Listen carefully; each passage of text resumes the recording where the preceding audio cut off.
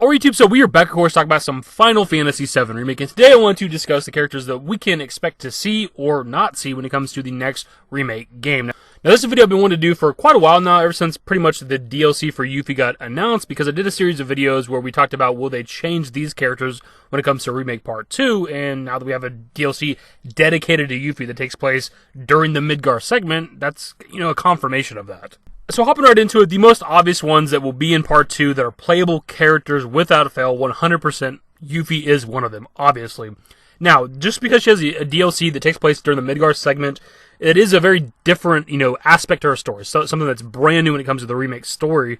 That doesn't mean she won't join up with our party in a similar way to the original game, but this time it'll be mandatory. Probably some sort of set story piece between Mithril Fort Condor, and Junon. Like sometime when we're walking or going to Junon, we're just going to run into her forcefully and she'll end up joining our team after we have a boss fight with her. I can almost guarantee that's going to happen. Now, I could be wrong there. She could join the party in a different manner. It's going to depend on what this DLC actually does for her story, how her story ends with this DLC. She's still in Midgar. She's still around Midgar. Does she go back to Wutai? Who exactly knows? And to be honest, now that I'm thinking about it and recording and making this video, this DLC might be like an excuse or a reason as to why Yuffie's in that general area, because when it came to the original game, there were several forests around the world where you had a chance to run into Yuffie to get her on your team, but the first one being within the Junon area, so maybe when it comes to the remake story, she goes to Midgar for whatever the story's going to be there, but she's going to head out probably towards Junon to try to hop on a boat to get to Wutai. Maybe that's how we're going to come across her, and that's why she's in the area when it comes to remake. The next most obvious one here is, of course, Red 13. We got him at the end of the game in the Shinra building, much like the original game, but he was not a playable character. He fought alongside us as an uncontrollable NPC, helps us a little bit within, traversing the world and stuff with his ability to, climb the walls or run on the walls or whatever it was. But 1000% he's going to be a playable character in the next game.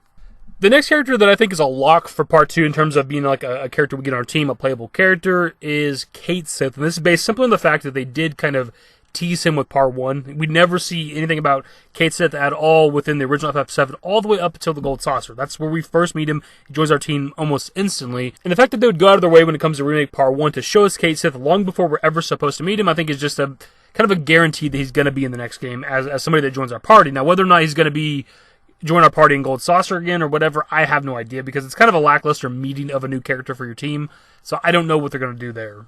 And why I say it's lackluster is because he's a super weird and off-putting character, and obviously Cloud and the gang are on an important quest right now to hunt down Sephiroth and try to stop him, so why would Cloud allow this weird cat Moogle thing to join their team and fight alongside them? It just doesn't make a lot of sense. So I feel like they're going to do something different with Remake, but that remains to be seen, of course. Now, beyond the characters we just discussed, this is where things get a little more complicated, because based at least on the original game, when it comes to Remake, the next couple characters are dependent on how far the Remake story goes. So first up, we have the next optional character, which is, of course, Vincent Valentine. Now, when it comes to Remake, similar to the Yuffie situation, he's not going to be an optional character. We know this for a fact just because of how integral he is to the FF7 story and the compilation and everything. He will be mandatory when it comes to Remake. Now, whether or not he's a character we're even going to come across or be a playable character or whatever the case is, again, super dependent on how far into the FF7 story Part 2 is going to go, how far into the world are we going to explore, because Nibelheim's kind of far away from Midgar. There's a lot of space in between Midgar and Nibelheim and a lot of story to fill.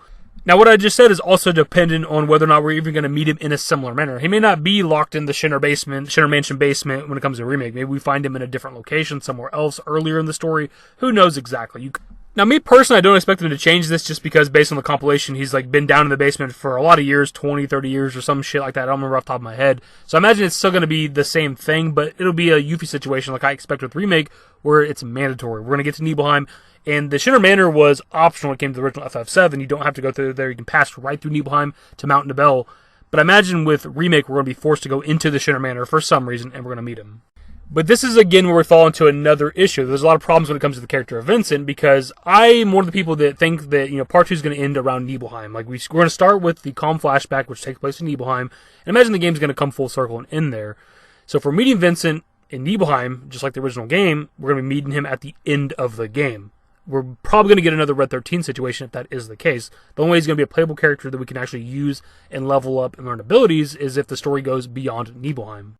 And last up for the main party members when it came to the original FF7, we have the character of Cid. And this is just another Vincent situation. How far into the story are we going to go when it comes to Remake and the original FF7? Because Rocket Town, which is where you meet the character of Cid and he joins your team, is even further within the story and on the map than Nibelheim. You have to go through Nibelheim to get to Rocket Town.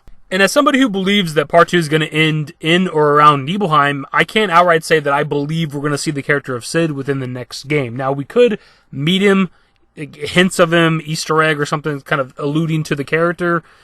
But I don't know that we're going to get Cid and him be a playable character and shit when it comes to Part 2, because then we're going to have to go even further than Nibelheim and Rocket Town, because Rocket Town's not a conclusive ending, and if we'd be getting Cid in Rocket Town, there wouldn't be enough time to level him up or use him anyways. And also, I think it makes a lot of sense that we wouldn't get Cid till the third potential game, because I don't expect us to really be able to travel a lot of the world of Gaia, and meeting Cid is when we get the Tiny Bronco, which allows us to, drive around in the shallow waters of the ocean and shit.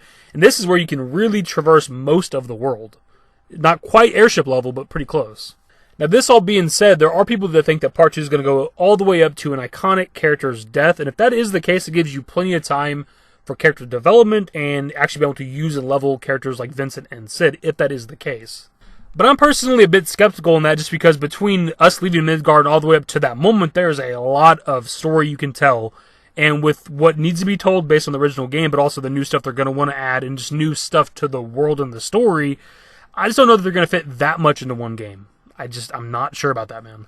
This is why it's kind of hard to discuss Remake and speculate on things, because we don't even know when it comes to the next games if there's even going to be an overworld or a world to explore. We don't even know if we're going to get to use the car that runs out of gas near Cosmo Canyon, or the Tiny Bronco, the submarine, the High Wind. We don't even know if any of that's going to be implemented into the games. We just have no idea. When it comes to the next game, it might be like super linear from location to location. From, Calm to Mithril Mine may not be this big open world kind of area you can explore. It might be almost like Part 1 of Remake, where it's kind of claustrophobic, linear, you can kind of only walk forward.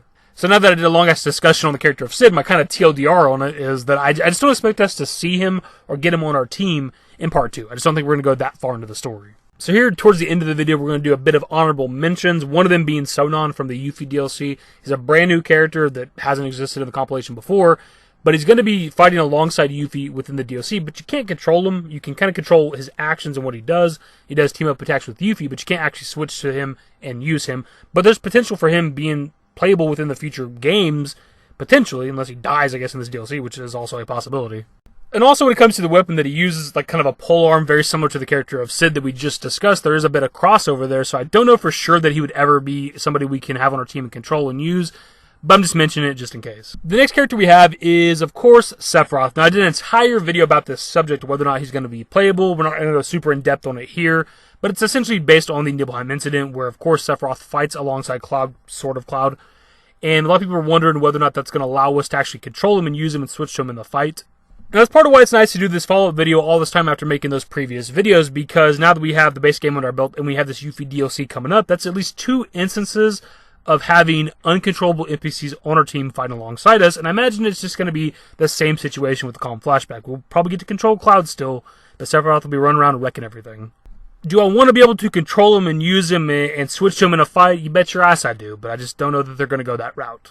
And the last character for this video that I honestly hadn't even considered until super recently is, of course, the character of Zack. There's a lot of ways you can make him playable. For one, he fights pretty much just like Cloud, right? They both use the Buster Sword. They fight very similarly. You could just kind of character swap, like character model swap, Zack onto Cloud's character model, and just give him some different swings of the sword, different abilities. Boom, you have a playable Zack. Now, how he'd be implemented and playable is a different story, because this could be a lot of different things. It could be prequel stuff, Crisis Core, stuff that happened before FF7 or Remake. Or, of course, it could be based on the ending of Remake, where it seems like Zack could be alive, and we could get some sort of parallel story where we're controlling our main party, but every now and then, every other chapter or so, it cuts away to Zack and what he's doing. Or maybe parts of chapters we're playing, we cut away to Zack and see what he's doing. I used Witcher 3 as an example in a previous video, so I'll do it here again. With that game, you control Geralt for most of the time, but every now and then as you progress the story, you get to control Ciri in the past and kind of figure out what happened with her, and she fought, very differently than Geralt did. So we get a similar situation here. As we progress the story of Remake Part 2, and maybe every now and then, we'll cut away and figure out what's going on with Zack. Which I'd honestly be perfectly fine with, dude. I said in the past, I don't know how I feel exactly with the ending of Remake Part 1 and what exactly is going on here.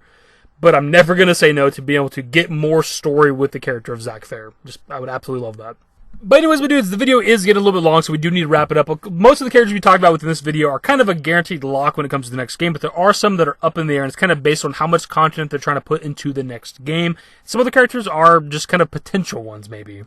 But I definitely want to know what your guys' thoughts are in the comment section below. Either way, hopefully you enjoyed. If you did, give it a thumbs up. Subscribe to the channel if you guys only want to update more Final Fantasy VII Remake content. Turn on notifications. Follow me on Twitter, dashingdavidbusiness. I'm on Discord. Links to most social networks are in the description and in the outro. Later, guys. Used to care what people thought, but now I care more, and nobody out here's got it figured out. So therefore, I've lost all hope of a happy ending, depending on whether or not it's worth it. So insecure, no one's perfect. We spend it with no shame. We blow that like Coltrane. We in here like Logain, or leave it like Cobain.